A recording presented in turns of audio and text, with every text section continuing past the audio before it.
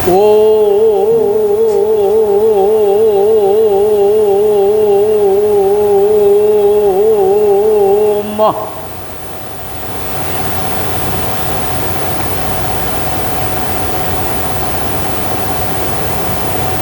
पूर्णिमा परम पवित्र आषाढ़स्य पूर्णतिथि सद्गुरु दर्शन गुरु मंत्र दीक्षा साधन संपन्न का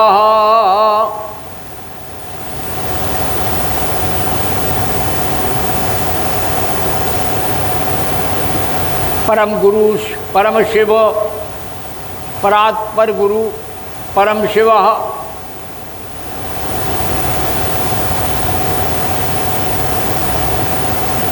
परमेश्वरी परमेश्वरी गुरु जगदम्बा मंत्र दादा दाता सदा स्मरेत।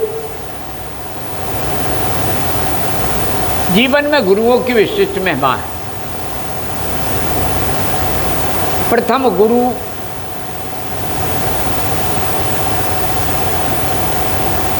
गर्भ से पहले का वातावरण, वो परब्रह्म शुद्ध चैतन्य परंपरित ऋषिगण जो हमें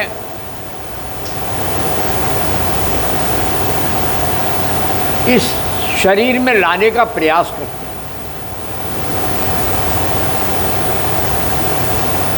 और हम अपने शुद्ध चैतन्य से जब शरीर में आ जाते हैं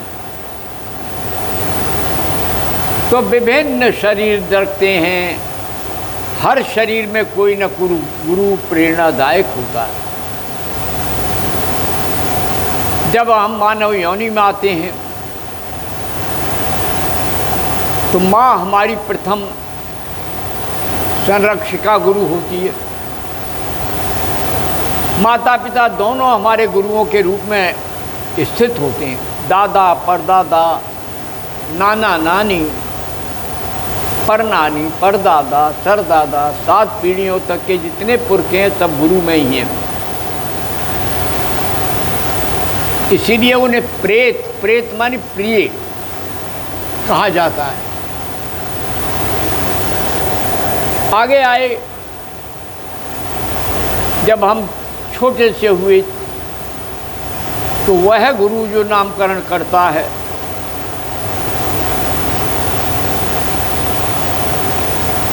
अन्नप्राशन कराता है, अनेक संस्कार शुरू हो जाते हैं। संस्कार गुरु, गुण गुरु, और फिर जब हम कुछ बड़े होते हैं तो शिक्षा के क्षेत्र में कदम रखने के लिए, चरण रखने के लिए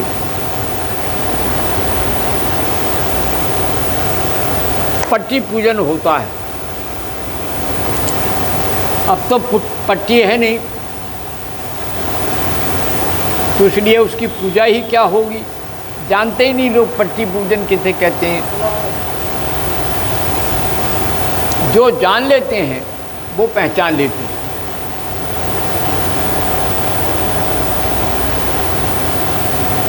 फिर आगे और बढ़ते हैं।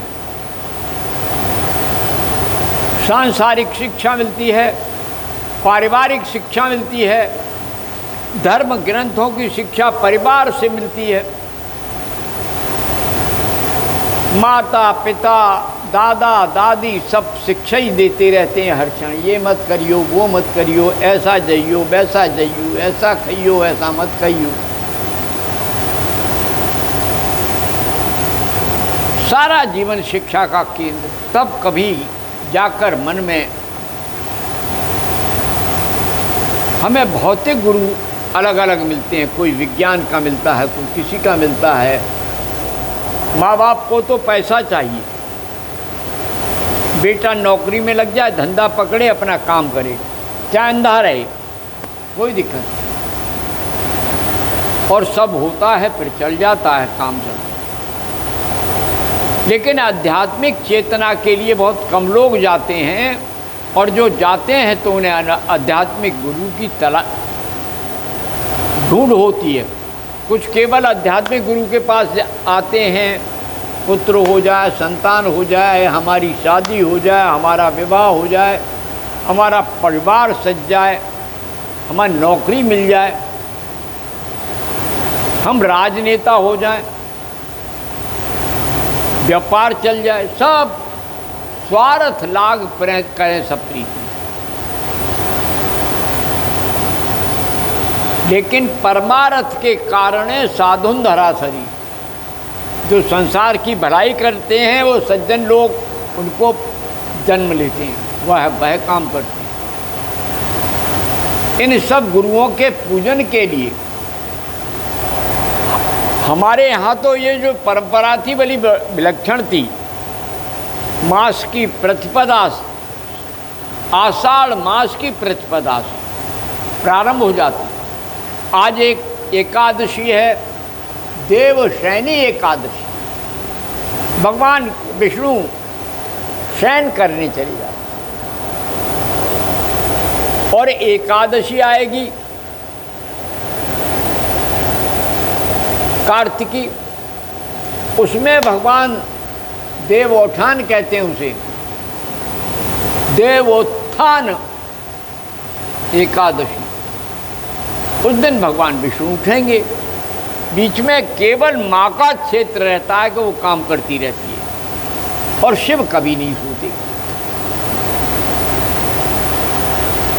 तो ये वर्षा ऋतु में शिव का ध्यान किया जाता है, शिव का पूजन किया जाता है, उनको साधना की जाती है। ये सब पूर्व जन्म के संस्कार हैं, जो जिससे कट जाएं, जितने कट जाएं। किसी के समझाने पर कोई किसी पर असर पड़ता ही नहीं। प्रारब्ध, क्योंकि उसका प्रारब्ध का भोग तो वो भोगेगा, इसलिए वो क्यों सुनेगा किसी की। लेकिन गुरु पूर्णिमा के दिन जो गुरु पादुका में संपूर्ण पितरों के, ऋषियों के चरणों की आराधना करता है, उसे संसार का कष्ट आता तो है, व्यापता नहीं। ये मेरा अनुभव है। मेरे सारे जीवन का, बचपन से आज तक, आषाढ़ी के दिन हमारे घर कहा जाता था, जाओ अध्यापकों को भोजन कराए आओ स्कूल में। कुलगुरु आते थे, खाते थे। ये आषाढ़ी पर्व हर एक के घर में मनाया जाता था। अरे आज आषाढ़ी है, भुइया की सब्जी बना लो, मीठी पूरी बना लो, पुआ बना लो, बड़ा आनंद आता था। परंतु अब तो संस्कृति का ह्रास हुआ, सब भूल गए। अंग्रेजों ने तो सब खसोटी, और उनसे पहले के शासकों ने लूटी, और लूट खसोट में जो बची स्वतंत्रता के बाद, इन अत्याचारियों ने, जो हमारे देश के थे, जो सत्ता में बैठे, उन्हें, जिन्हें संस्कृति से कोई लेना नहीं था, बड़े बड़े पाश्चात्य संस्कृति वाले क्या करते, उन्होंने बिल्कुल सफाचट कर दी, फसल ही नष्ट कर दी। परंतु महापुरुषों की कृपा है,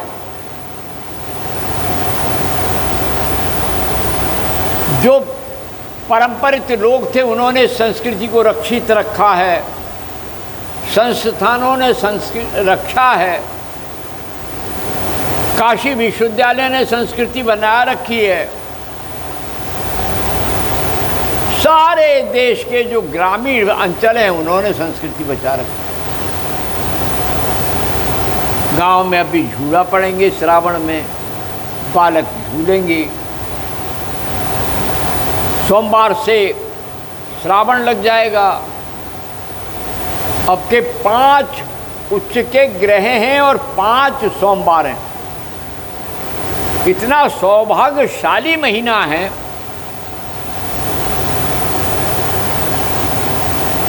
कि संसार के सब काम संपन्न करेगा। और भारत माता की जय बोलने वाले सफल होंगे।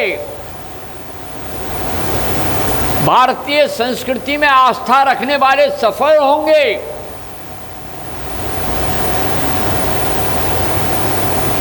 जनता फिर से उन्हें ही वरण करेगी। दिन बदल गए, फिर गया मास, और जातिवाद के नाम का बेड़ा गर्क हो जाएगा।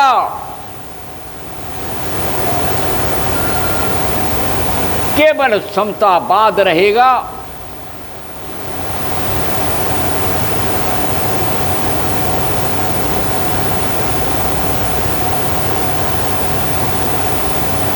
बिखरा हुआ समाज फिर से जुड़ जाएगा। यही पवित्र श्रावण मास है। कमरथिया अपनी कामर लेकर कंधे पे रख कर के जय भोले भोले भोले के नारे, जय शंकर जय शिव शंकर शंकर आएंगे, गाएंगे, चले आएंगे। सारा भारत रंग में रंग जाएगा। और फिर क्या कहना, मथुरा में तो आनंद ही आ जाएगा। कन्हैया की नगरी में सब कुछ अंदर अंदर बढ़िया लगेगा। पूरा वृंदावन रस में रस जाएगा। मथुरा, अयोध्या, काशी, कांची, अवंतिका, सारी पुरियों में आनंद आ जाए। बोलो सद्गुरुनाथ महाराज की जय, भगवान रामकृष्ण परमहंस की जय, गुरुदेव भारती जी की जय। ओम शांति शांति शांति।